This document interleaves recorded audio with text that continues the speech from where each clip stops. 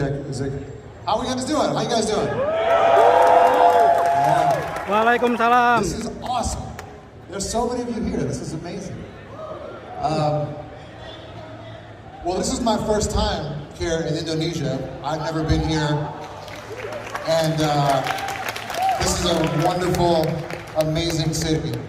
I've had such a good time here in the one day that I've been here, and I'm leaving already tomorrow. Yeah, well, I was just going to say that. Next time I come back, would you guys like if I brought the rest of my band? I think we should do that then. So, thank you guys for coming to my clinic tonight. This is something that I love doing, especially in cities that Periphery normally doesn't play. I brought a bunch of guitars here, but one of them's only mine. So this one right here is my guitar, and the rest of them belong to the wonderful store, Hiendguitar upstairs. Who here knows that store? I just want to thank them for having me, because without them and without PRS, I would not be here. So can we give one more round of applause for Hiendguitar PRS? Can I ask a very random question? How many of you have actually seen Periphery play in a different country? All right. Where'd you go? Australia. All right. Where'd you go? Singapore. Okay. All right, so we got some people around here. This is awesome. You know why? This means you get to hear some of this music for the first time, like played for you, even though it's just one guitar doing it. But can I play a song for you guys? Is that okay? Yeah! All right. I gotta find my guitar. I gotta find out which one I'm gonna play for you guys. You want me to play Haunted Shores?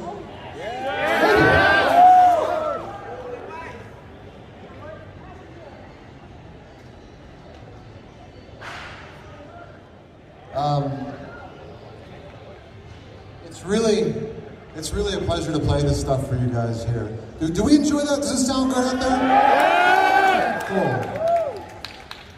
I feel a little bit sloppy tonight with my guitar playing, because I'm so damn jet lagged. Like right now, it feels like it's early in the morning for me. We just finished a European tour. It was Periphery. You guys know the band Spirit Box. And Straight from the Path. We toured Europe for 2.5 weeks. And we finished the tour in Germany 5 days ago. And now I'm here. But my mind is still there. So there's something about my mind and my hands that feel very disconnected right now. So pardon me if I play a little bit sloppy tonight. But hey, you know, rock and roll is not supposed to be perfect.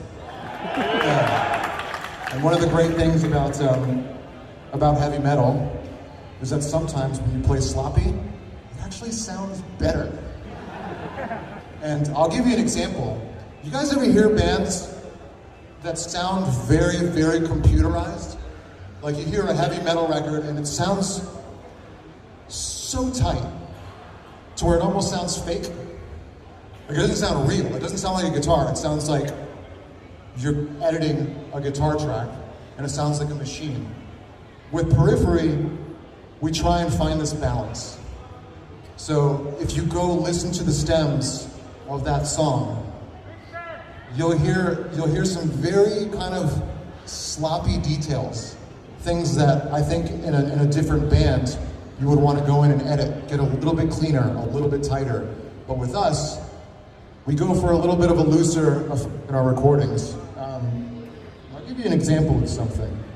Here's my main tone. Check it out.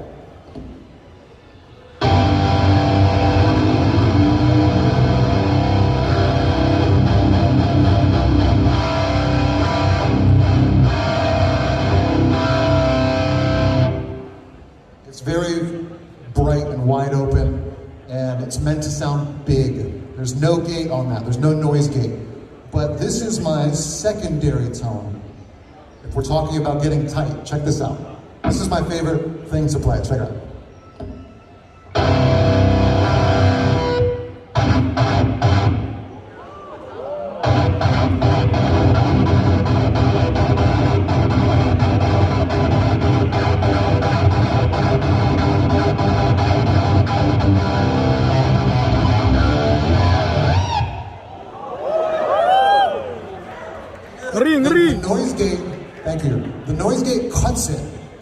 almost immediately, check it out, if I bend,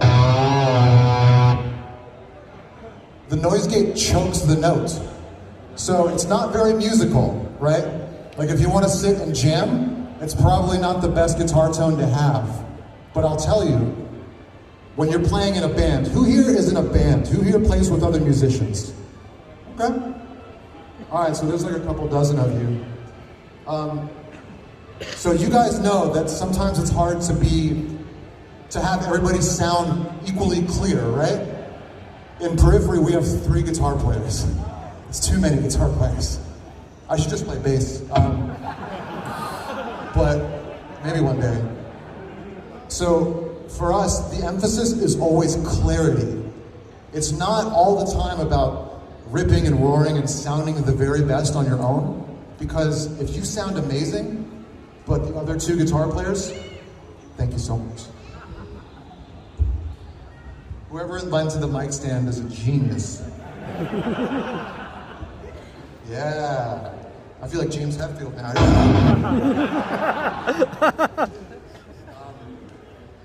So yeah, in a band context, it's all about fitting in. We can't all be Dimebag Darrell. You know, one guitar in the band, you just sound as badass as you want, you sound as loud as you want. In Periphery, it's all about making things work together. Yeah. Can I play another song for you guys? Yeah! All right. Wondering what to play. Okay. I didn't know I was taking requests tonight. One night I should do that, but not tonight because I only rehearsed 6 songs tonight, and I think if I tried to play your requests, I would completely embarrass myself up here. And I don't want to embarrass myself, not for my first time here. I think I'm going to play, oh, it's a secret, one second.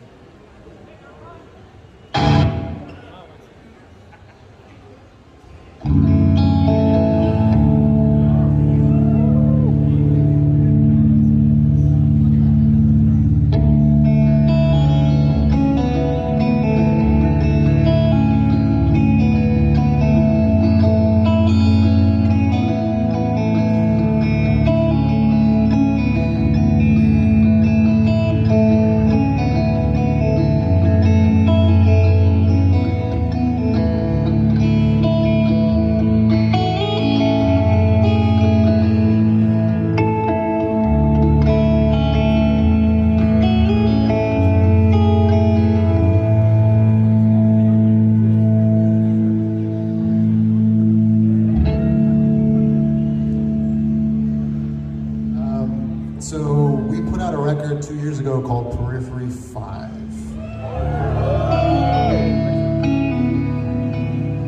And I was in a really bad mental space because of the pandemic, COVID, and all that, and all the tours were canceled. We had all these plans to travel the world, play all these shows, and everything was canceled. And the band was in a difficult spot. And I was not feeling very creative around that time. And I don't know for any of you guys, how many of you guys are creatives, how many of you write your own music, but when you're having a struggle to write music, it's the most demoralizing thing ever. I start to question my own existence. Like, what the fuck am I even doing here on this planet? If I can't write music, I'm a professional musician and I can't write. So one of the ways that I found to get myself out of the rut was trying new things, right? Like if you guys are feeling sad, depressed, or something's not going great in your life, they always say to try new things. Exercise, wake up earlier. It's all really shitty things, you know what I mean? But there's also go out and explore nature, watch movies that you wouldn't normally watch, listen to new music, try new things. And so I tried to do that with guitar, and I've been doing this for a long time. Is I'll throw my guitar in a completely different tuning, completely random tuning. And this is an open tuning. started messing around with. There's this Japanese band called Toe. I don't know if you guys have ever heard Toe. From Japan, awesome band. But they had a song called 2 Moons, I think it was, but that's the main riff. And I was like, I should try and write a metal song in this very happy, because it's a beautiful tuning, right? It's a...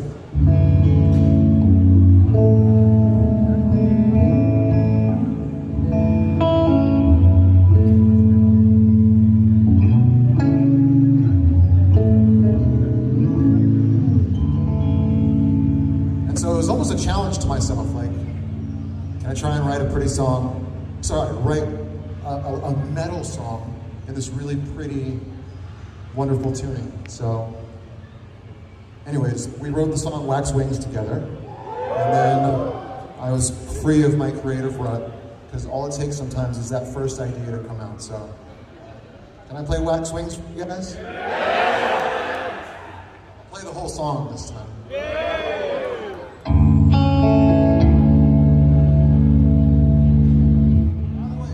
So Periphery never plays this song live. Like, we never play this song. We did one tour 2 years ago where we played it 5 times, and that's it. So you're getting to see a very rare thing right now. So, yeah. If I play it badly, don't judge me half ago. And later I'm gonna call with my family, and we're gonna FaceTime, and we're gonna talk about my dad, and my family's gonna ask how the clinic was, and I wanna tell them that it was great. And I got the whole crowd singing happy birthday to my dad. So, my dad is somewhere up there, hopefully is watching this whole thing happen. His name is Ron. Can we sing happy birthday for him? Yeah? All right. Ready? 3, 2, 1. Happy birthday to you. Happy birthday to you. Happy birthday, dear Ron. Happy birthday to you.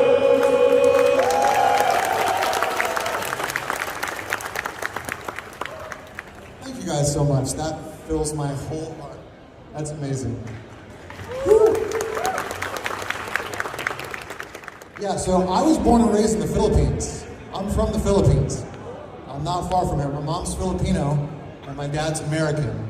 So we spent a lot of time, I spent 11 years of my life in the Philippines. And we have a very strong connection to Southeast Asia. So my father would be so happy to know that I'm here with you guys. So again, I'm just so grateful.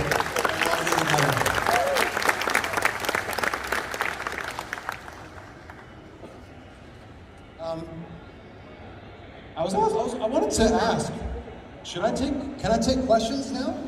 Yeah, can I take questions or, yeah? Whatever you want. Can I take questions now or? Does anybody, I'll take like 3 questions before the next song. Does anybody want to ask any questions whatsoever? Yes, sir, you had your hand up first, yeah.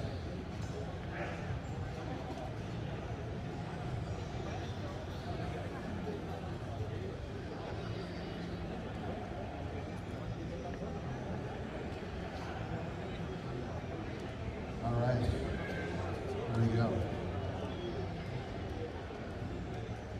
Andi Owen.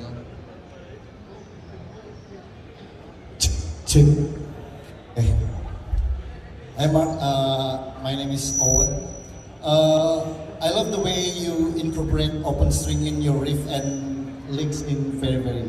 Could you share us how do you write it? I mean, when you wrote, is it intended to incorporate open string in your riff, or you just found some notes in the riff that need to be played with open string? And secondly, what is your favorite M sim or cap sim in your FM9 that become your main tone in very, and how do you dial your tones? Yeah, okay. Thank you. So, I use a lot of open strings, he's asking. I use a lot of open strings, whether you talk about a song like Scarlet or Wax Wings, I'm always using open strings. And for me, it's just a fun way to play guitar because you can get away with playing more notes with less effort. You know, so you don't have to try as hard. So for instance,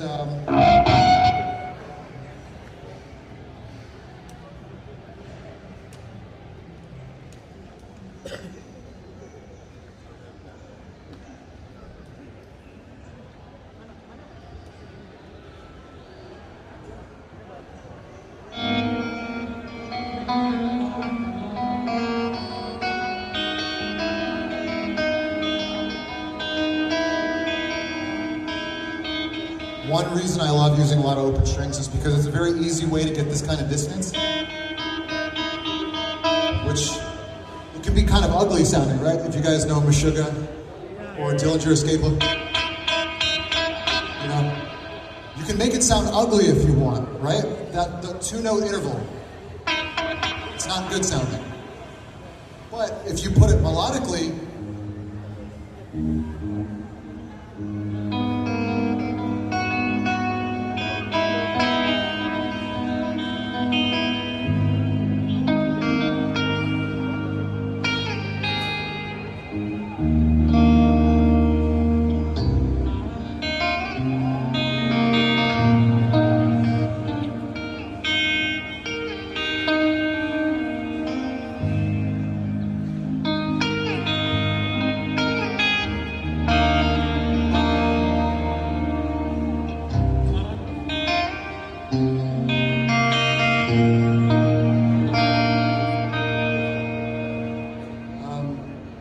and it also open strings to me, it just makes too much sense to not do. If you're not fretting anything, you have more fingers to add voicings. You know, you're using less fingers to play just as many notes if you can get away with it. And for me, it's just a really fun way of making riffs sound energetic and full of life.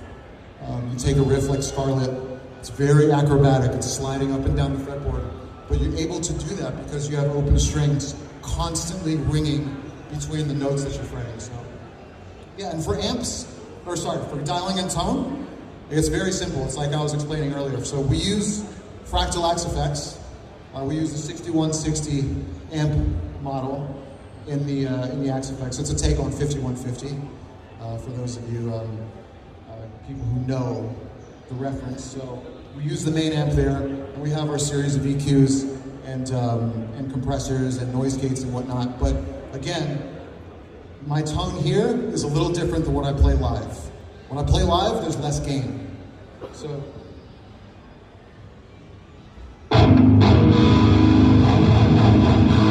This is my main tone now, there's a lot of gain.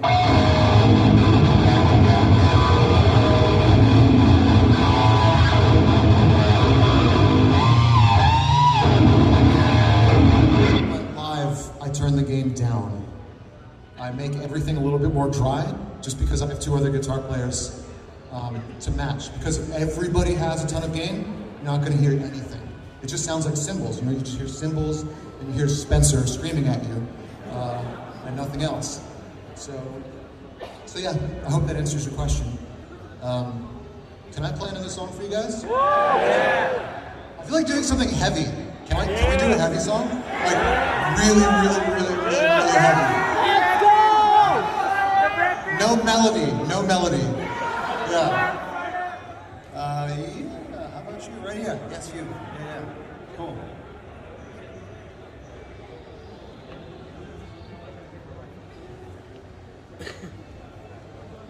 Check 1, 2. Oh, hi, Mark. Oh, hi, Mark. So, in most Periphery songs, I hit that the final section of almost every song. It's mostly like an ambient or kind of like a heavily orchestrated bit. Yeah. I'm curious to know who usually comes up with those sections, and there's also got to be a reason why we keep that kind of like contrast to the main song itself. Yeah. I'm curious to know, Mark. Thank you, Mark. Yeah, thank you for the question. That's typically a Misha thing. So Misha is a brilliant musician when it comes to writing these sort of like segues that go from song to song. Jake has done it sometimes, but it's mostly Misha who does the in-between interludes between songs. And one thing that we'll do is we'll record everything on the record.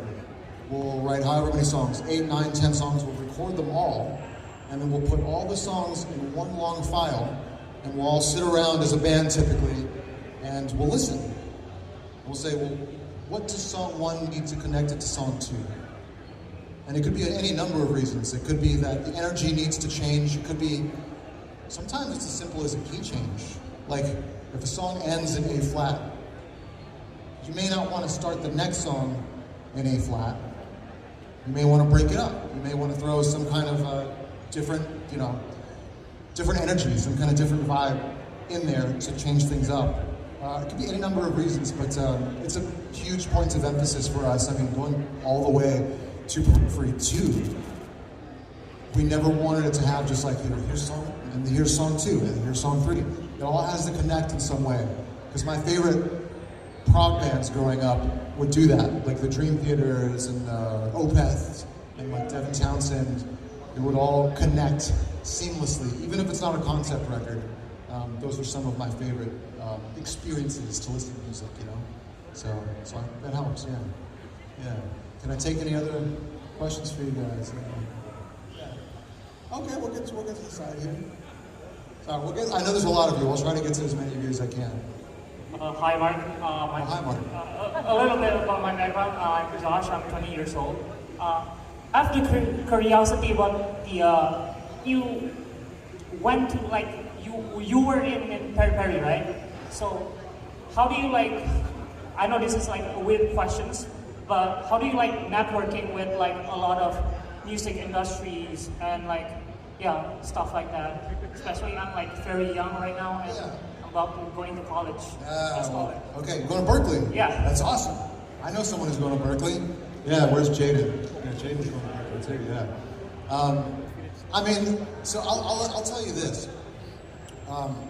What's more important than networking, because a lot of people think that music and having a successful career in music is all about networking. Oh, I have to be charming, or I have to impress this person, and then impress this person so they can give me a job, and then once they give me a job, they'll charm this other person, they'll give me a promotion.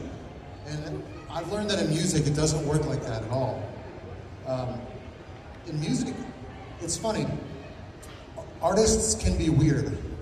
Sometimes artists wake up late. Sometimes artists don't show up on time. Artists can be very volatile. We can have very strange personalities, I'm very introverted a lot of the time. Sometimes I don't want to see anybody. And so I stay home for 2 or 3 days at a time. And I don't see anybody. And I feel like most musicians have idiosyncratic parts of their personality. But the ones that stand out, the musicians who I've been in bands with, who have achieved success, they're the ones who leave behind a trail of people who have positive, reliable things to say about them. This person, he shows up on time. This person gets his work done. He treats music like a 9-to-5 job, right? Not just doing it whenever it feels convenient, but actually treating it like work. Actually pretending that it's a real job, even though it's kind of not sometimes. Those are the ones who leave behind the trail of people saying that, oh, this person's reliable. And that's the kind of stuff that turns into positive things. Because trust me, I'm example number 1, that it's not always about how much talent we have. Because I think, and Misha's like this and Jake is like this. We all think we're shitty guitar players. We all think that we're bad guitar players. And I don't know why. I don't know if it's something called imposter syndrome in English. You guys know imposter syndrome? It's where you think that no matter how experienced you are, you never feel like you belong. And that's how I feel all the time. And sometimes it's not healthy. But in another way, it's actually very healthy because I'm never at rest. I'm always trying to work and trying to improve. And I'm always treating this job, even though it's not a real job, I treat it like a real job. Because people depend on it. And I don't know how the fuck this happened, but it seems like people like it. So, when I think about that stuff, I'm like, all right, I better show up on time. I better try my best to be a good person to everybody. Whether it's my drummer, whether it's a local guitar tech, whether it's a front of house guy, whether it's a tour manager.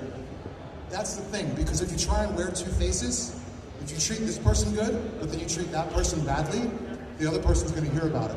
And then that's how bad shit gets started. So rule number one is just forget that I'm not that fucking important, you know? Because when I convince myself, I'm like, we're all guitar players, we're all musicians, we all like the same stuff, we love heavy metal, right?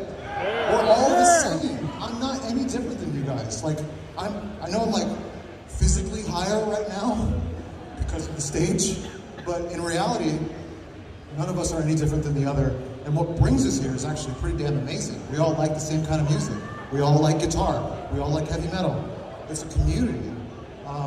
And I don't know, I feel like there's examples of people who forget that. But I try my best to always remind myself of that. And I know I'm talking a lot about this answer, but rule number one is just try your best to be a good person to everybody you meet, because that's fucking easy. It's actually hard to be an asshole, you know? It's way easier to be nice to people. So, anyways, that's all I gotta say. Okay, thank you, good night. That would be a great way to end it though, right?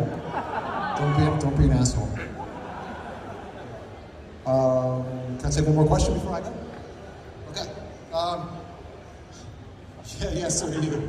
Yeah. You got the 3 hands pointing at you.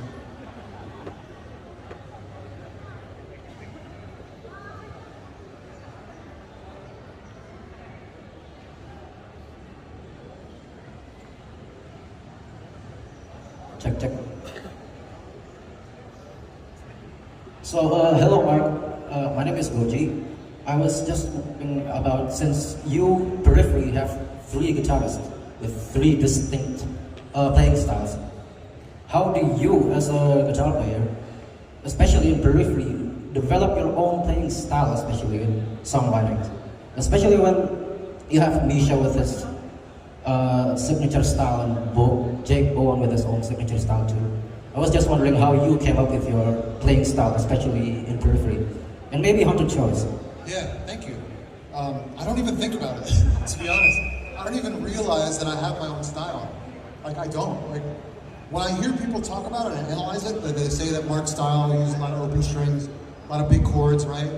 A lot of sliding around, like, kind of acrobatic around the neck. It's not something I ever tried to do. And I'm sorry I don't have a good answer for you, but the thing is that, what's kind of an answer? I think the best answer is that I was just trying to have fun with the instrument. And about 20 or 22 years ago, I'm old, I was playing guitar and I was having a hard time. I was stuck. Everything I played sounded like, you guys know a band called At the Gates? Yes. And Soilwork and In Flames and all that stuff. I love those bands. I love those bands. But everything that I wrote sounded like those bands. And so I was like, how do I, and I wasn't having fun with the instrument, so I asked myself, how do I continue to enjoy guitar? Because this is not fun, right? If you're playing guitar just as a chore, or because you want to impress somebody, or if you want to make money, that's not fun. It's not fun. Guitar should always be as if you were playing basketball, or playing soccer, or whatever. It should be a recreation always. And so I asked myself, what are the things that feel good? What do I enjoy hearing? What do I enjoy playing? And there was something about, sliding up and down the fretboard, using open strings, and throwing my guitar in crazy tunings that I liked. And I just never looked back from there. And then when people say that, oh, you have your own signature style, I'm always like, really? I guess I do. But I never really thought too much about it. Yeah. So I hope that answers your question. Yeah. Thank you guys. What if I shut up and play another song? Yeah, shut up! Yeah, thank you so much. Yeah, thank you. I switched pickups a couple years ago. We had the Alpha Omega set, which, if you guys have ever played my old PRS signature model, were very, very hot and very aggressive and super loud pickups, which are awesome. It was perfect for what we wanted to do at the time. The idea with the Scarlet Scourge was to dial things down a little bit. So it's a quieter pickup, but you can also compensate with your amp. You can turn the gain up on your amp, and what that allows you to do is, with the quieter pickups, you can get a lot more clarity out of bigger chords. So I'm going to show you something in a second. So we just got done talking about my style, right? We're talking about big chords, open strings, sliding around.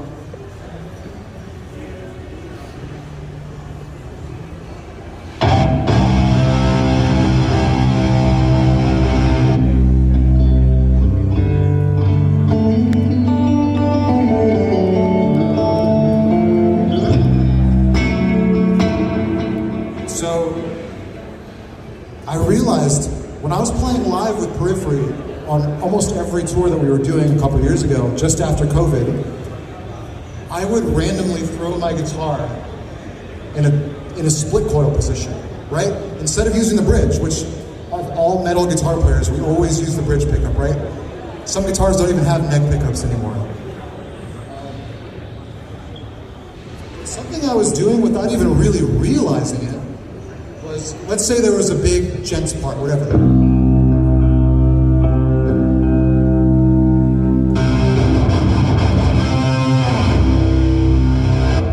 Whatever, some big gent, right?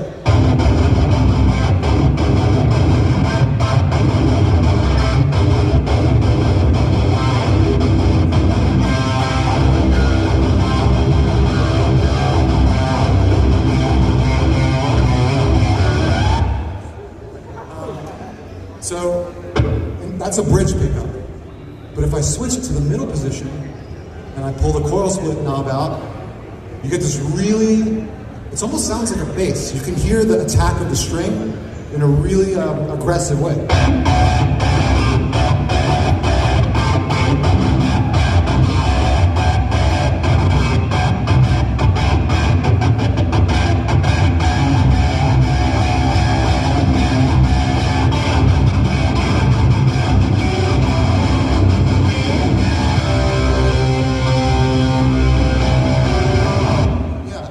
Do you hear what I'm talking about? It's like this really raw, it's just angry. It's just pissed off. And if you have 3 guitars doing that, and they're playing tight, which I hope to God that we play tight sometimes in Periphery, when it all locks in, it is the most massive sounding thing ever. So we designed the Scarlet Scourge with that sort of effect in mind, that if you want it to behave like a normal bridge pickup, it can do that. It can sound really big and angry and just full. But if you want to throw things sort of middle,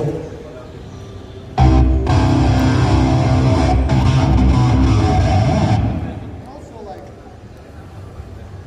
another goal.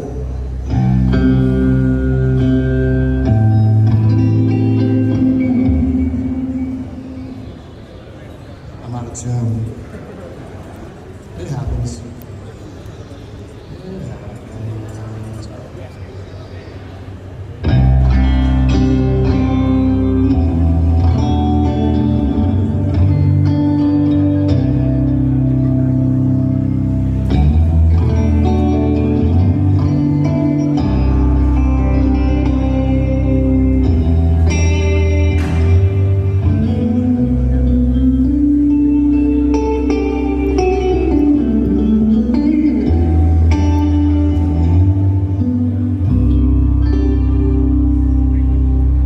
This really sort of beautiful mid-gain, clean sound that the Alpha and Omega did not have. So I hope that helps your answer. It's basically just to be as diverse sounding as you possibly can while still being able to achieve gent, the heavy sound. So I hope that helps.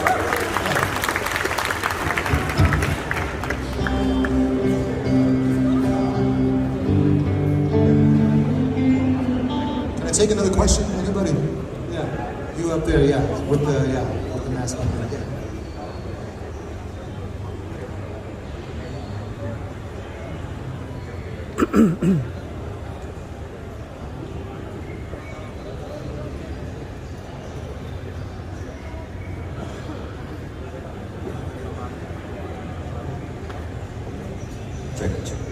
Hello Mark, my name is Vito, and I just want to say how much of a pleasure it is to meet you. Likewise. Anyways, my question is, how has your approach to shaping your tone evolved over the years? Especially as Periphery sound has developed, and how does your picking technique play a role in sculpting your tone during a performance? Like every now and again, I can see that you really hammer the shit out of the strings. So I'm just wondering how that would affect your playing and tone. Thank you. Yeah, I do pick very hard. I've always picked hard, and I don't know why. I think it's, again, back to what we were saying. It's just fun. Like, playing the guitar soft, that doesn't work for me. I just pick hard. The problem is that sometimes you send your strings sharp. So I use thicker gauges. I use 11 254s, or any ball set, and I use string-through bodies. So I don't use trems. I don't use any kind of like whammy bars, because the problem with trems, you guys know, you rest your hand on it and it goes sharp. So yeah, it's always a big part of sculpting a tone, the way I pick. And the way that it's changed over the years, I wouldn't say it's changed too much. Maybe in some of the ways that I just answered for you, like I've started to appreciate sort of mid-gain tones more. Like everything doesn't always need to be the heaviest thing ever. You can actually be very, very impactful when you dial down the gain. When you're not using as hot a pickup set, when your tone is more mid-gain, it's not full-on 211. So, yeah, I hope that helps. I hope that helps, yeah. Can I play another song for you guys? Yeah. To us, as a PRS artist, you have many different types of PRS guitars, starting from your SE signature and to the, to the most pricey one, the private stock. And then what I'm going to ask to you, what are the really difference between the SE of your signature guitar compared to the private stock one, other than the price range? And the price. Yeah, I mean, and then what was your decision to make a signature guitar when you have a deal with the PRS? What really makes you want to, okay, I want to make the SE series as my signature compared to, for example, regular PRS XC or any type of. Well, thank you for your question. I'll make it simple. PRS, in my opinion, makes the best guitars on the damn planet. I'm serious. I'm not saying that. It's true. It's very true. I'm not saying that because I play them for a living. I was obsessed with PRS when I was younger because I saw the body shape. I saw Opeth. They played PRS. Linkin Park, Incubus. Who else played PRS back in the day? Hobostan. Faith No More? No. I'm like deaf. I can't hear it. But yeah, like, the thing is, I would always go to the store in Los Angeles. I would go into Guitar Center Hollywood, and they would always have a PRS Dragon on the wall. And I was like, oh my God, that is the most beautiful guitar I've ever seen in my life. And then I looked at the price tag, and then I peed my pants because there was no way I would ever be able to afford a PRS Dragon. Actually, that's a great point. So, PRS was also in the movie Airheads. You guys remember Brendan Fraser in that movie? Yeah. He asked for a PRS Dragon. I was like, yeah, I like that guitar too. But the problem was that I could never afford any of the really nice PRS stuff when I was younger. Luckily, as I've gotten older, I can kind of, I can buy most of their lineup. Not all of it, because it's expensive, some of it. But if you take away price from the equation, I believe like the PRS private stock and the core models are some of the best guitars to exist on the planet. And when I joined PRS back in 2013, I became friends with Paul Reed Smith very quickly because we were at NAMM. You guys know the NAMM show in Anaheim? I met him at a hotel. We just had drinks in the lobby, and he knew Periphery because Periphery is from Washington, D.C., and that's very close to where PRS is located. And so he and I were having a drink, and Paul said, what happens if I build you a guitar? Would you be interested? And I'm like, what kind of question is that? You don't say no to Paul Reed Smith. And I said, yeah, sure. And he's like, I bet you I could build you anything. I bet you I could build you something better than anything that you have ever played before. And I was like, all right, I like this guy's enthusiasm because if you guys have ever seen Paul's videos where he speaks, he talks so passionately about guitars, about the woods, the fret wire, like the material of the knobs, of the nut, of the tuner, he cares so much, almost too much. And we had some really good talks early on. He built a wonderful private stock, which we released as a limited run. I think there's only like maybe 50 or 60 of them still out there, not a lot of them.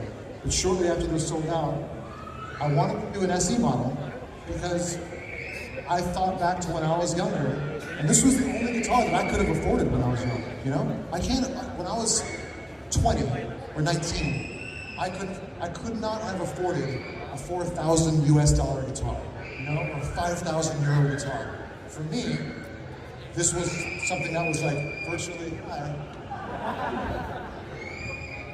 they're big fans, I guess. Or maybe they're making fun of me. Tesseract is better. But yeah, that was the whole idea, was just have a guitar that comes as close to the US model as possible, which I think it comes close. The difference is being obviously the quality of the wood, the price of the materials, and there's a playability difference, but we get as close as possible, and it's a super, super sick guitar. So, anyways. Animals as leaders is better! Why do you copy my sugar?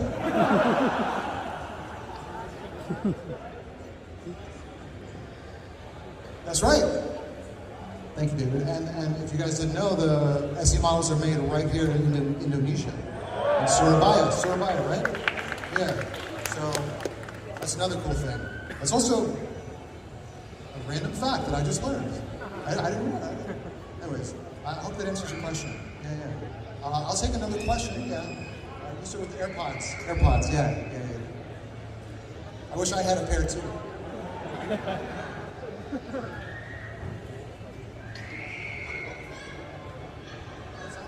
Black metal screaming, you know?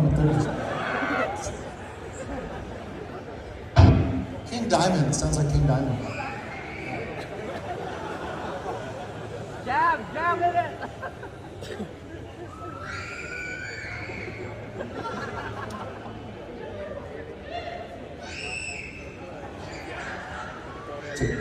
Hi Mark, my name is Prima. First of all, I would like to thank you to inspire me to have my first 7-string guitar in your signature. Awesome. It's really awesome and really inspired me to learn more about guitar. So shout out to Hiendguitar and PRS to make this happen.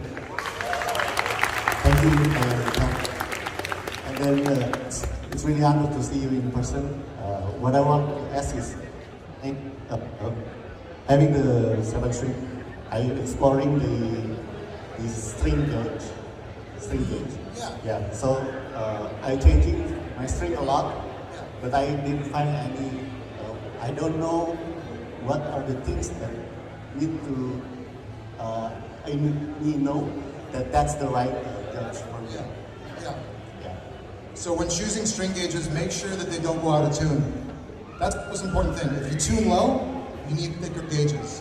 Sometimes I make the mistake of people using really thin gauges, light strings, but they want to tune super low. And it doesn't work like that. So if you tune low, like we do, I use at least a 10 to 52 set for the first 6 strings, and then I use a 64 on the 7th string. So pretty fat. And then sometimes we go down low for a song called Ragnarok. This is a low F sharp. So sometimes I use a 66 in the studio or a 68. So hope that answers your question. Yeah. It sounds like Dillinger's escape plan now. All right. Well, I'm gonna play one more song, guys, and then I'm gonna get out of here. But after I play this song, I'm gonna be hanging out for a while. I wanna say hi. I wanna meet you guys. If you wanna meet me, I'm not going anywhere. I have no working except for Bangkok tomorrow. So can I play a song called Scarlet?